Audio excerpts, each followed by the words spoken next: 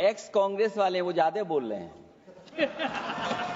उम्मीद कैसे बनाए, अंग्रेजी में भी मुझे समझ में नहीं आ रहा कि उम्मीद है ये, हिंदी में भी समझ में नहीं आ रहा कि ये उम्मीद है। यूनिफाइड वक्फ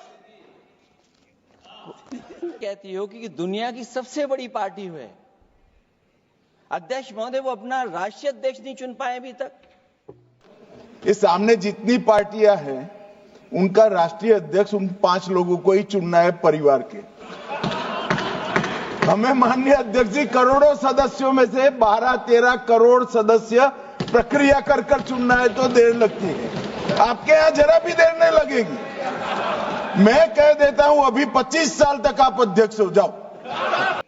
गंगा क्या साफ हो गई, यमुना क्या साफ हो गई, स्मार्ट सिटी क्या बन गई, क्या गोद लिए हुए गांव इन्होंने गोद से उतार दिए, उनकी क्या दुर्दशा है। और अपने दल और साथियों के साथ कहता हूं कि समाजवादी पार्टी जिनका विरोध करती है, वोट पड़ेगा तो हम इसके खिलाफ वोट डालने जा रहे हैं। सभापति महोदय, आदरणीय सभापति महोदय, मैं आपका बहुत धन्यवाद देना चाहता हूं कि बहुत ही महत्वपूर्ण और देश के लिए और बड़ी आबादी के लिए भारतीय जनता पार्टी की सरकार में एक और बिल आया है। क्योंकि मेरे से पूर्व में जो हमारे साथी बोले हैं वो माननीय सदस्य हमारे साथ नहीं, लेकिन मैं उनके बहुत सारी बातों से सहमत हूं।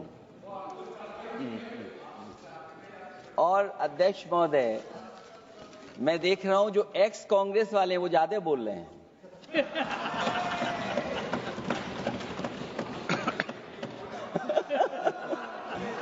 आदरणीय अध्यक्ष महोदय,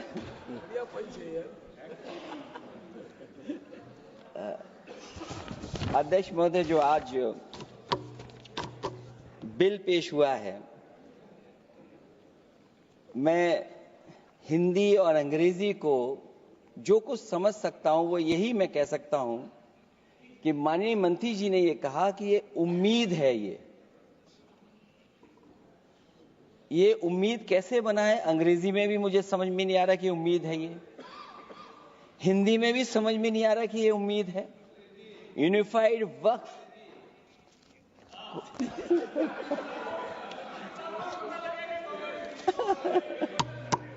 अध्यक्ष महोदय, यूनिफाइड वक्फ मैनेजमेंट, मैं अकेला काफी हूं। अध्यक्ष महोदय, ये अध्यक्ष महोदय, मैं समझ सकता हूं कि मैं वो बात छेड़ना नहीं चाहता था, लेकिन क्या करूं, मजबूरी है अब। अध्यक्ष महोदय, अभी माननीय सदस्य लोग ये कह रहे हैं कि हमारे सदस्य नहीं है यहां पर जो हमारे साथी हैं, लेकिन अध्यक्ष महोदय मैं ये कहना चाहता हूं, अध्यक्ष महोदय मैं ये कहना चाहता हूं, ये जो बिल लाया जा रहा है, भारतीय जनता पार्टी में एक मुकाबला चल रहा है। भारतीय जनता पार्टी के अंदर मुकाबला चल रहा है कि खराब हिंदू कौन बड़ा है। और ये बात अध्यक्ष महोदय मैं ऐसे ही नहीं कह रहा हूं। जो पार्टी ये कहती हो कि दुनिया की सबसे बड़ी पार्टी है, अध्यक्ष महोदय, वो अपना राष्ट्रीय अध्यक्ष नहीं चुन पाए अभी तक। अध्यक्ष महोदय, भारतीय जनता पार्टी क्या है?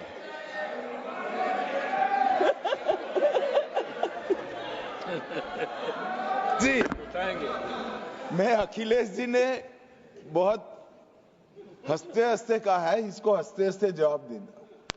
इस सामने जितनी पार्टियां हैं उनका राष्ट्रीय अध्यक्ष उन 5 लोगों को ही चुनना है परिवार के। हमें माननीय अध्यक्ष जी करोड़ों सदस्यों में से 12-13 करोड़ सदस्य प्रक्रिया कर चुनना है तो देर लगती है। आपके यहां जरा भी देर नहीं लगेगी।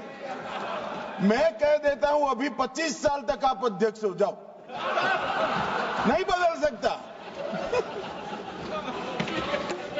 अध्यक्ष महोदय, क्योंकि जो बात निकल के आई है वो मैं फिर आगे बढ़ा दूं। अध्यक्ष महोदय, जो बात सोशल मीडिया या और जगह गुपचुप हो रही है, कहीं ऐसा तो नहीं था कि अभी कुछ दिन पहले यात्रा जो हुई है वो कहीं 75 वर्ष की एक्सटेंशन वाली यात्रा तो नहीं थी। अध्यक्ष महोदय, ये जो इस बार जो वक्फ बिल आया है, नाकामी का पर्दा इस बार है वक्फ बिल। और नाकामी कोई एक आध नहीं है, मैं कई नाकामियां बता सकता हूं।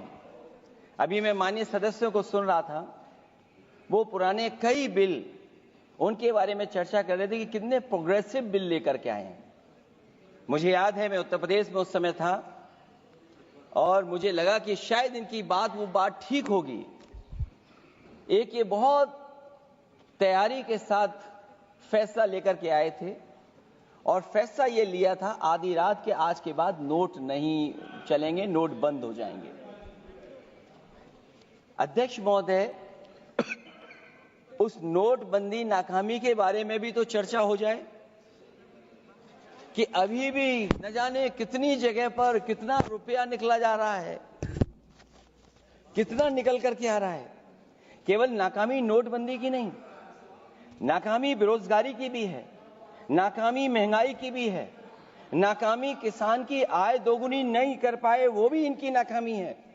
मुझे याद है एक माननीय मंत्री जी पूरे देश की नदियों के बारे में बीओडी बता रहे थे, लेकिन माननीय मंत्री जी ये भूल गए कि उनके शहर में, उनके क्षेत्र की जो नदी है उसकी बीओडी क्या है।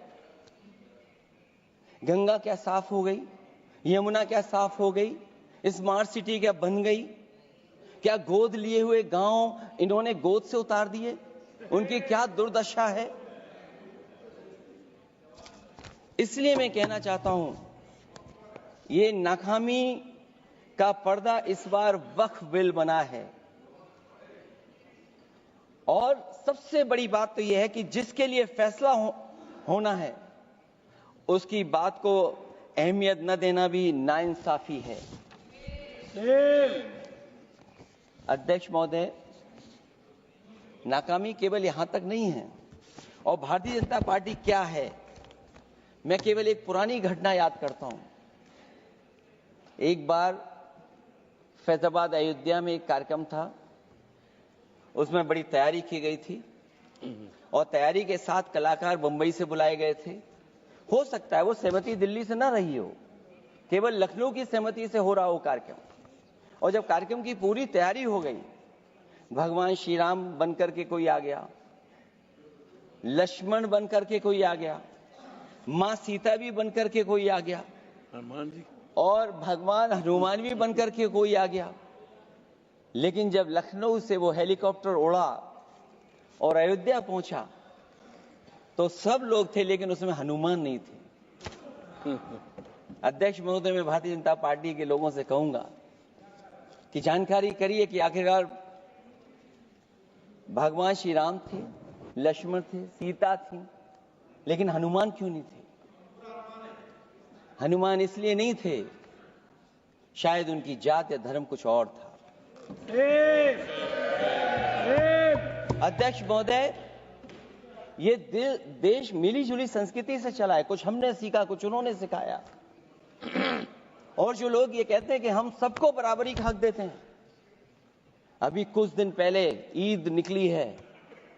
अध्यक्ष महोदय, वो परंपरा रही है, न केवल मैं जाता हूं बल्कि कोई दल का नेता ऐसा नहीं न जाता हो उस कार्यक्रम में शामिल होने। भारतीय जनता पार्टी के जो मुख्यमंत्री, उप मुख्यमंत्री, वो भी जाते हैं, उप मुख्यमंत्री, सभी धर्मों के नेता आते हैं। लेकिन पता नहीं इस बार क्या साजिश थी, षड्यंत्र था कि वहां पर कुछ पाबंदी लगी हुई थी। अगर किसी कारण पाबंदी लगी हुई थी तो बात समझ में आती है, लेकिन जब जानकारी हुई है, किसी को नहीं पता था कि पाबंदी क्यों लगी है कि आप नहीं जा सकते वहां पर कार्यक्रम में शामिल होने। क्या यही भारत है, यही संविधान हमें रास्ता दिखाता है? अध्यक्ष महोदय, मंत्री जी बताएं हमें, वो खुद भी माइनॉरिटी हैं, भगवान बुद्ध के रास्ते पे चलते हैं। भगवान बुद्ध का रास्ता दूसरा है। हम आपको अपना मानते हैं तब भी जब आप हमारे बहुत सारे ग्रंथों को नहीं मानते, तब भी हम आपको अपना मानते हैं। आप हमारे पुराणों को नहीं मानते हैं, आप हमारे उपनिषदों को नहीं मानते हैं, लेकिन सोचिए हम हिंदू वो लोग हैं जो आपको स्वीकार करते हो, गले लगा करके चलते हैं। अब मैं दूसरे धर्म पे नहीं जाऊंगा, कोई नाराज हो सकता है। मैं दूसरे धर्म के बारे में नहीं जा सकता, मैं केवल यही बताता हूं। और मैं उत्तर प्रदेश में अध्यक्ष जी जहां से आता हूं, मैं अपमान नहीं कर रहा हूं, मैं सच बोल रहा हूं। और ये बिहार के चुनाव में जो आप कह रहे हैं कि महिलाओं को 2 मेंबर बना दिया, इस बार मैं भी देखूंगा आगे भारतीय जनता पार्टी कितनी महिला लोगों को टिकट देंगे वहां पर।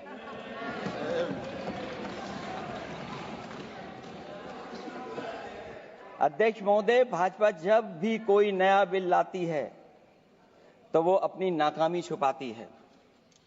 भाजपा वाले मुसलमान भाइयों की वक्फ की जमीन चिन्हित करने की बात कर रहे हैं, जिससे महाकुंभ में जो हिंदू मारे गए हैं या खो गए हैं उनको चिन्हित करने की बात पर पर्दा पड़ जाए।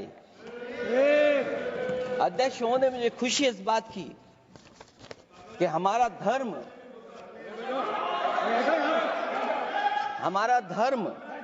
अध्यक्ष महोदय नहीं कुछ कहना चाहते हैं नहीं प्लीज, उनको अलाउ नहीं किया। अध्यक्ष महोदय,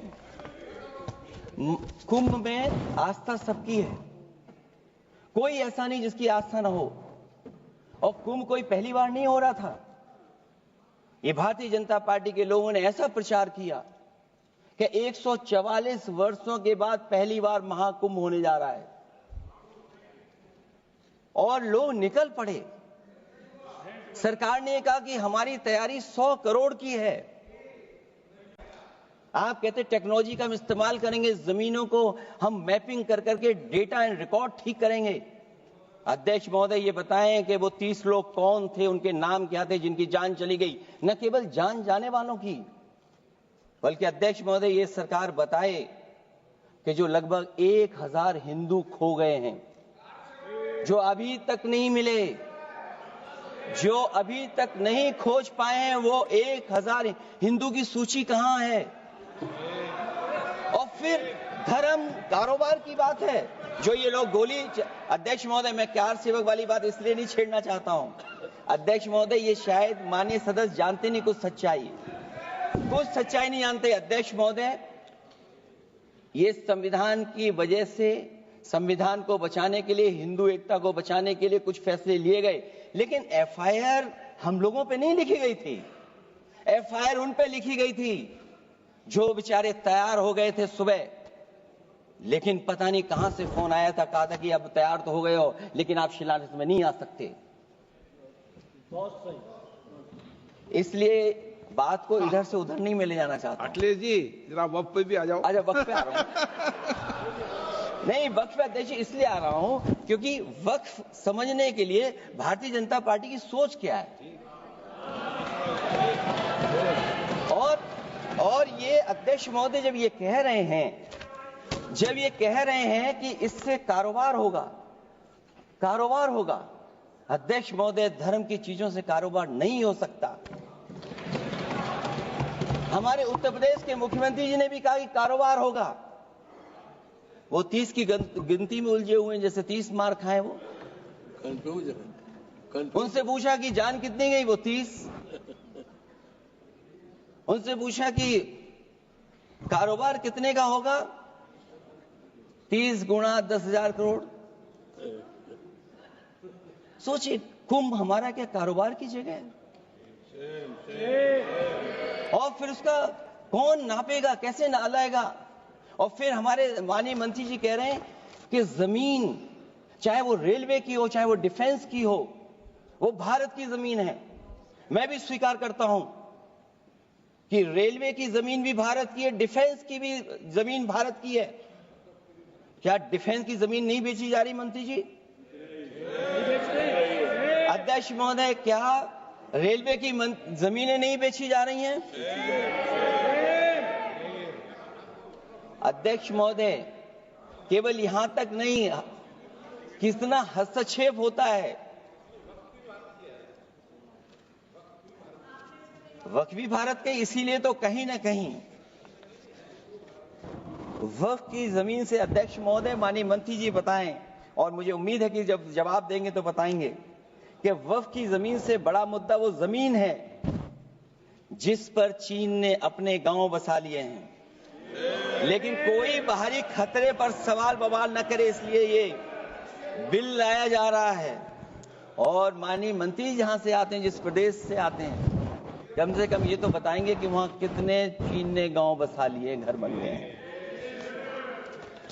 अध्यक्ष महोदय, आपके माध्यम से सरकार गारंटी दे कि वक्फ की जमीन कभी भी किसी भी पैतरेबाजी से किसी और मकसद के लिए किसी और को नहीं दी जाएगी। वक्फ की वर्तमान व्यवस्था में चाहे 5 साल के धर्म पालन की पाबंदी की बात हो, या कलेक्टर से सर्वेक्षण के हस्तक्षेप की बात हो, या वक्फ परिषद या बोर्ड में बाहरियों को शामिल करने की बात हो, इन सब का उद्देश्य मुस्लिम भाइयों के सार्वजनिक अधिकार को छीनकर उनके महत्व और नियंत्रण को कम करना है। ट्रिब्यूनल के निर्णय को अंतिम न मानकर उच्च न्यायालय में लेकर जाने की अनुमति देना दरअसल जमीनी विवाद को लंबी न्यायिक प्रक्रिया में फंसाकर वक्फ भूमि पर कब्जों को बनाए रखने का रास्ता खोलेगा। सबसे बड़ी बात यह कि वक्फ बिल के पीछे की न तो नीति सही है न नीयत, ये देश के करोड़ों लोगों से उनके घर दुकान छीनने की भी साजिश है। भाजपा एक अलोकतांत्रिक पार्टी है, वो असहमति को अपनी शक्ति मानती है। जब देश के अधिकांश राजनीतिक दल वक्फ बिल के खिलाफ हैं, तो उसे लाने की जरूरत क्या है, जो जिद क्यों कर रहे हैं सरकार। वक्फ बिल का लाना भाजपा की सियासी हट है। वक्फ बिल भाजपा की सांप्रदायिक राजनीति का नया रूप है। वो तो आपको काटेगा, और इसलिए काटेगा कि अध्यक्ष महोदय बाहर ये लिखते हैं सत्यमेव जयते, बाहर है लिखते सत्यमेव जयते, भाजपा अंदर असत्य बात कहते। भाजपा वक्फ बिल लाकर अपने उन समर्थकों का तुष्टीकरण करना चाहती है जो भाजपा की आर्थिक नीति, महंगाई, बेरोजगारी, बेकारी और चौपट अर्थव्यवस्था से उसे छटक गए हैं। क्योंकि अध्यक्ष महोदय, जब से वोट में गिरावट आई है, और खासकर उत्तर प्रदेश में भी, तब से भारतीय जनता पार्टी की कोशिश है कि अपना वोट कैसे संभाला जाए। ये वोट को संभालने के लिए बिल लाया गया है। भाजपा का लक्ष्य वक्फ की जमीनों पर है। इन जमीनों का नियंत्रण अपने हाथ में लेकर इन जमीनों को पिछले दरवाजे से अपने लोगों के हाथों में दे देना चाहती है। भाजपा चाहती है कि वक्फ बिल लाने से मुस्लिम समुदाय को लगे कि उन पर हक को मारा जा रहा है, वो उद्वेलित हों और भाजपा को ध्रुवीकरण की राजनीति करने का मौका मिल सके। क्योंकि अध्यक्ष महोदय, भाजपा का लक्ष्य यह है कि ध्रुवीकरण हो, क्योंकि वो जानते हैं कि ध्रुवीकरण जितना होगा उससे वो लाभ उठाने में आगे रहेंगे। तो ये वक्फ बिल जो लाया जा रहा है, वो अपनी वोट बैंक को संभालने के लिए और समाज को बांट करके ध्रुवीकरण करके राजनीतिक लाभ लेने के लिए लाया जा रहा है। और अगर इसके लिए नहीं लाया होता तो पहले से जो जितने फैसले लिए सरकार ने, क्या उससे देश और प्रदेश में कोई बड़ा बदलाव आ गया है? अगर स्मार्ट सिटी का बात करें तो कितनी स्मार्ट सिटी बन गई है आपकी? आपके नोटबंदी की वजह से न जाने कितना रुपया कहां निकल रहा है। और डर तो ये लगता है कहीं भाजपा वाले दूसरों के पैसा रख करके न पकड़वा दें। वक्फ बिल के आने से पूरी दुनिया में एक गलत संदेश भी जाएगा। इससे देश की सेकुलर इमेज को बहुत धक्का लगेगा। वक्फ बिल भाजपा की नफरत की राजनीति का एक और अध्याय है। मैं अंत में कहना चाहता हूं कि अभी तो आपने साथी संभाल लिए हैं, एक साथी तो मुझे दिखाई नहीं दे रहा है, और हमारे जिनका हमने सम्मान किया हमें कहां ले गए आप, और हमें यहां छोड़ गए आप, हमें छोड़ गए। हमें देखिए सभापति महोदय देखिए राजनीति क्या है। हमने आपका हाथ पकड़ा और हम यहां आ गए। और आप हमारा हाथ छुड़ा करके वहां चले गए। इसलिए देखिएगा कब हमारा इनका हाथ मिल जाए। और मैं अध्यक्ष सभापति महोदया ये कहना चाहता हूं कि वक्फ बिल भाजपा के लिए वाटरलू साबित होगा, क्योंकि ऊपर से तो हाँ हाँ कह रहे हैं, लेकिन अंदर ही अंदर बहुत सारे साथी सहमत नहीं है। मैं अंत में इतना ही कहना चाहता हूं कि ये वक्फ बिल जो लेकर के आए कोई उम्मीद लेकर के नहीं आ रहा है। ये सोची समझी रणनीति का हिस्सा है, क्योंकि इनका जो बोर्ड बिखर गया है, ये मुस्लिम में भी बंटवारा चाहते हैं।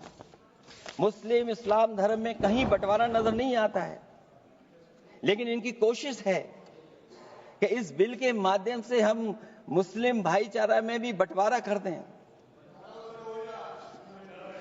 बंटवारा तो पीडीए करेगा।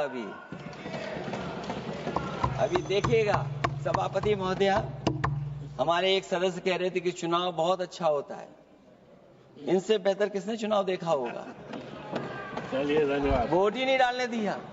चलिए सभापति महोदया, मैं धन्यवाद देता हूं।